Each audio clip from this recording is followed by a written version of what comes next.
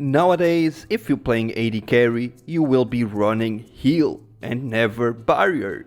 Yet if you're playing mid lane and you want to be a little bit more defensive, you always pick barrier and almost never heal. Have you ever wondered why that is?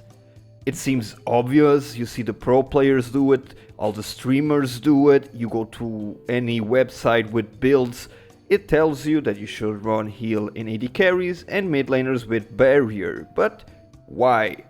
It is very simple to answer and I'm going to explain you exactly the reasons why you do that. My name is Zadarkus and this is Mastering SoloQ.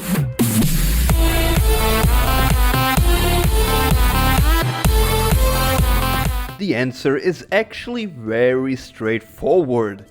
AD carry uses heal for different reasons. First of all, heal does heal the player itself and the nearby champion. It prioritizes the most wounded ally.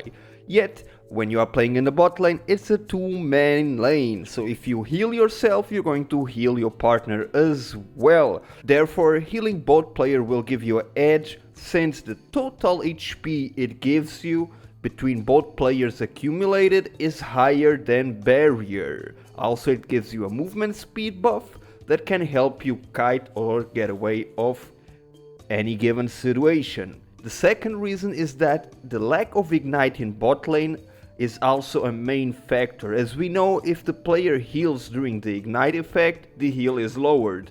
As normally bot lane runs heal and exhaust, heal is always the way to go.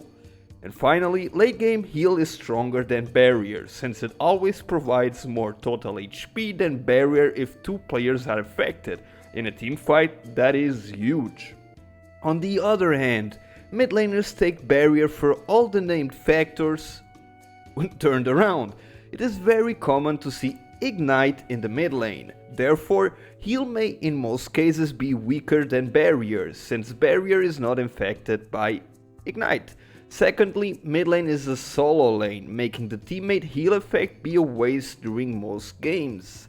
And lastly, most mid laners deal a huge and fast amount of damage. Therefore, it is very easy to misuse heal, either overhealing, which doesn't work, or doing it too late and still dying. Barrier, on the other hand, working even with full HP is safer to use and does guarantee the safeguard of your imminent burst.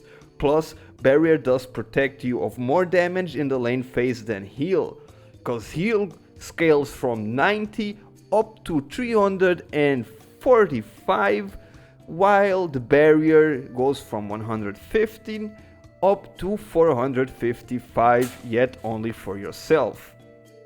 But take also as a note, even though heal sounds vastly superior than barrier for a number of reasons, the heal is permanent, it affects two people instead of one, and it gives you a 30% speed boost to yourself and your ally.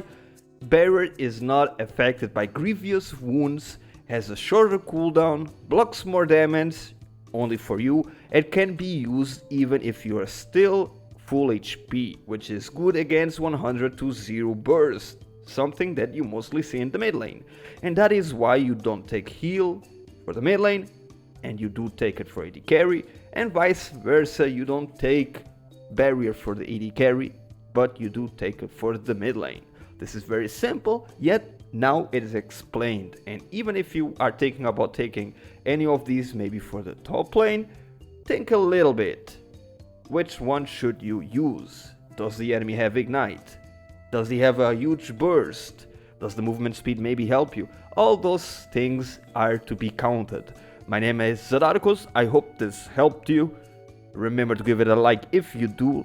Let me know if you actually take heal to the mid lane. In some cases that can work if the enemy has exhaust or teleport, but Anyway, subscribe if you're not, and I'll be seeing you pretty soon with a new one. Bye bye.